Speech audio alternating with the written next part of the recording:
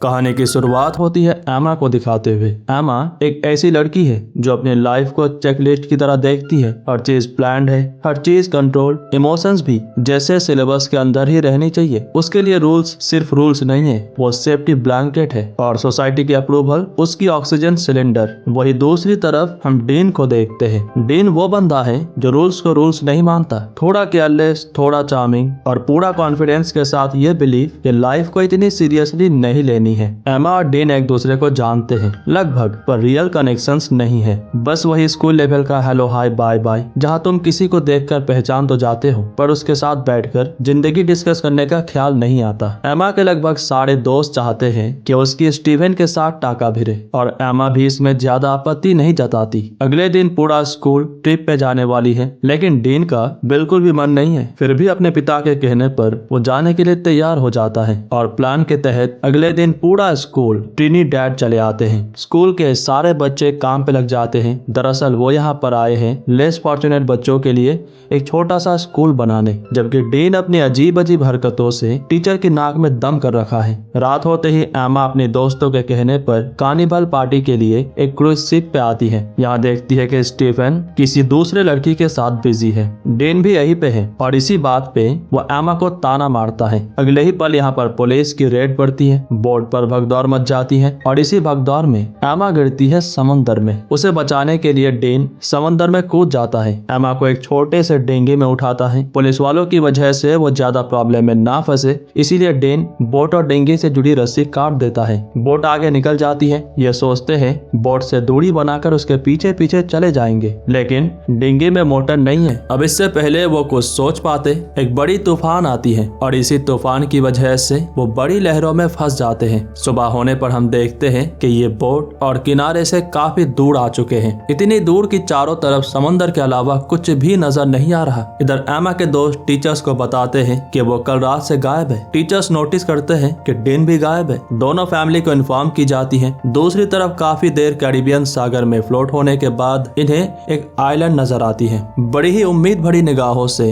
वो आइलैंड की तरफ देखते हैं और फिर उसी तरफ चल देते हैं। आइलैंड जहाँ वो पहुँचते हैं देखने में बिल्कुल ड्रीम डेस्टिनेशन जैसी है। वही ब्लू वाटर, वही खुला आसमान, वही शांत सा हवा, पर यह ब्यूटी सिर्फ आंखों के लिए है, सर्वाइवल के लिए नहीं। डिंगी में एक फ्लेयर गन है। डीन उसे उठा लेता है। फिर दोनों पूरे आइलैंड की चक्कर लगाते हैं इस उम्मीद में कि शायद मदद मिल जाए, लेकिन मदद की एम भी नहीं मिलती। वो दोबारा वापस चले आते हैं जहाँ पर अपनी बोट छोड़कर गए थे, लेकिन समंदर की लहरें बोट को पहले ही बहा ले जा चुके हैं और ये दोनों आइलैंड पे ही अपनी ठिकाना तलाशने लगते हैं। दूसरी तरफ दोनों ही फैमिली ट्रिनिडैड आ चुके हैं। पुलिस वालों ने एमा और डीन की तलाश की है पर वो नहीं मिले, लेकिन इन्हें अभी भी उम्मीद है कि वो मिल ही जाएंगे। इधर ये दोनों आइलैंड के माहौल में ढलने की कोशिश कर रहे हैं। डीन को ज्यादा दिक्कत नहीं होती, लेकिन एमा की सिस्टम धीरे धीरे क्रम्बल होना शुरू हो रही है, क्योंकि जब पूरी जिंदगी तुमने किसी न किसी रूल के साथ काम किया हो तो बिना रूल्स के रहना फ्रीडम नहीं लगता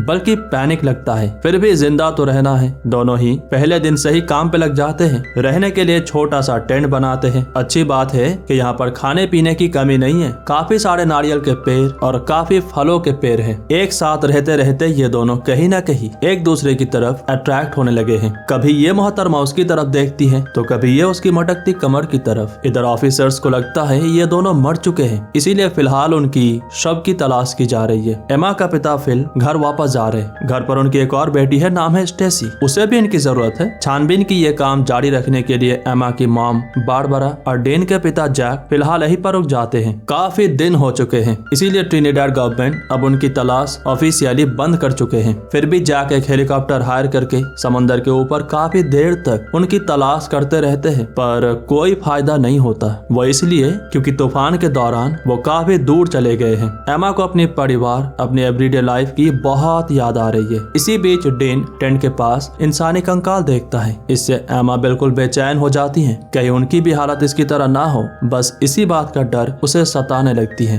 डीन उसे सांत्वना देने लगता है और इसी पल में इन दोनों के बीच सेक्सुअल रिश्ता बिल्ड हो जाती है। दोनों ही एक बहुत ही हसीन रात बिताते हैं एक दूसरे की बाहों में। अगले दिन डीन उस कंकाल को दफनाने के इंतजाम कर रहा होता है, लेकिन एमा की बार बार सवाल पूछने की वजह से वो इरिटेट हो जाता है। इसी बीच एमा गिर जाती है, उसे चोट आ गई है। डीन उसकी देखभाल करता है और अपनी बर्ताव के लिए उससे माफी भी मांगता है। बताता है कि वो अपनी माँ की फ्यूनरल में नहीं गया था, इसीलिए उस कंकाल को दफनाना चाहता था। शायद इससे उसके मन को शांति मिले, क्योंकि उसकी माँ डिन की बच्चों जैसी हरकतों की वजह से ही मारी गई थी। उसे ये बात सताती रहती है। एमा उसे सांत्वना दिलाती है। आज 1 महीना हो चुके हैं। जैक और बारबर अपने बच्चों को ढूंढने की काफी कोशिश कर रहे हैं लगातार, लेकिन कोई सुराग नहीं मिलती। अब ये जिंदगी के ऐसे मोड़ पे खड़े हैं जब इन्हें लगता है कि उनके बच्चे कभी भी वापस नहीं आने वाले। जैक बारबरा को समझाता है कि जो नहीं रहे उनके लिए आंसू बहाकर कोई फायदा नहीं है। फिलहाल जो उनके पास है उन्हें उस पर ध्यान देना चाहिए, और इसी वजह से ही वो अपने घर वापस चले आते हैं। डीन के साथ रहते रहते एमा काफी हद तक बदल गई है। खुला दिमाग जो सवालों से घबराती नहीं, और जिंदगी जो आजाद परिंदे की तरह उड़ान को हक समझे। ऐसे ही रोज की जिंदगी में डीन खाना ढूंढने निकला है, तभी आसमान से प्लेन की आवाज आती है। डीन दौड़ कर टेंट के पास आता है, फ्लेयर गन ढूंढने की कोशिश करता है, पर वो नहीं मिलता और ये सुनहरा मौका गवा देते हैं। इन्हें रियलाइज होता है कि इनकी चीजें कोई ले रहा है, पर वो कौन है, यही तो सवाल है। कुछ देर बाद किसी चीज की आवाज आती है। डीन ये देखने जाता है कि ये कौन है, पर ये दरअसल एक ब्लैक पैंथर है जो उसके पीछे भागता है। वह डीन पर हमला करता है। आवाजें सुनकर जब एमा यहाँ पर आती है, देखती है, तब तक डीन पैंथर को निपटा चुका है। 3 महीने गुजर जाते हैं। बाहर की दुनिया में सभी की लाइफ बिल्कुल नॉर्मल होने लगी है। ये दोनों भी आइलैंड की जिंदगी में नॉर्मल होने की कोशिश कर रहे हैं, इस माहौल की आदी बनने की कोशिश कर रहे हैं। हर एक पल, हर एक लम्हा ये बिल्कुल कपल्स की तरह जीते हैं, जहाँ मर्जी वही शुरू हो जाते हैं। कभी कभी तो ये बच्चे लेने के बारे में भी सोचते हैं। एमा को रियलाइज होता है कि जब वो बाहर की दुनिया में थी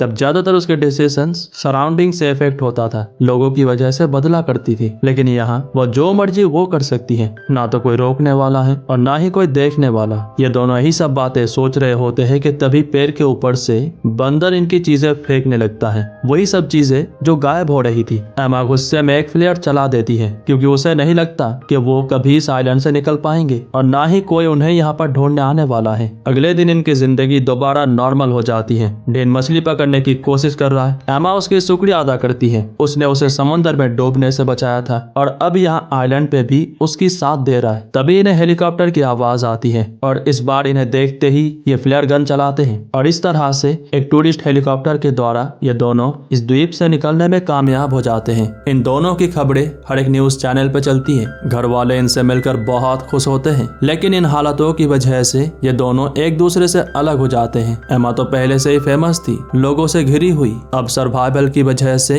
वो और भी ज्यादा फेमस हो गई है। एमा के माता पिता उनके आने की वजह से एक छोटा सा पार्टी रखते हैं जहाँ कई लोग आते हैं, और डीन हमेशा की तरह पार्टी में भी लोगों से बिल्कुल दूर से एमा को देखता रहता है। दोनों ही अपनी एवरीडे लाइफ में घुलने की कोशिश कर रहे। एक दिन रात को चोरी छुपे डीन एमा से मिलने आता है, पर इन दोनों के बीच खास कुछ बातचीत नहीं हो पाती, क्योंकि एमा को डर होता है कि कहीं उसके माता पिता ना देख ले। अगले दिन एमा उसे कॉल लगाती है, पर वो उठाता नहीं है। अपनी माँ के कब्र में जाता है और उनसे इमोशनली कनेक्ट होने की कोशिश करता है। इधर स्टेसी को लगता है कि एमा के आने की वजह से उसकी वैल्यू दोबारा कम हो गई है। ऐसा पहले भी था और आज भी है। एमा उसे दिलासा दिलाती है कि वो किसी से कम नहीं है। अगले दिन प्रॉम नाइट है, तो उसे अपनी प्रॉम डेट बनने के लिए भी कहती है। प्रॉम नाइट पर स्कूल के सारे बच्चे आए हैं, लेकिन डीन घर पर टीवी देखने में बिजी है। उसका पिता उसे प्रॉम नाइट में जाने के लिए उत्साह करता है। एमा की बेस्ट फ्रेंड लिजी, जो पहले चाहती थी कि वो स्टीवन के साथ रहे, अब वो पूरी शिद्दत से चाहती है कि वो डीन के साथ रहे। इसीलिए वो उसे दरवाजे के सामने ले आती है। बाहर बारिश हो रही है और डीन बारिश में भी भीगते हुए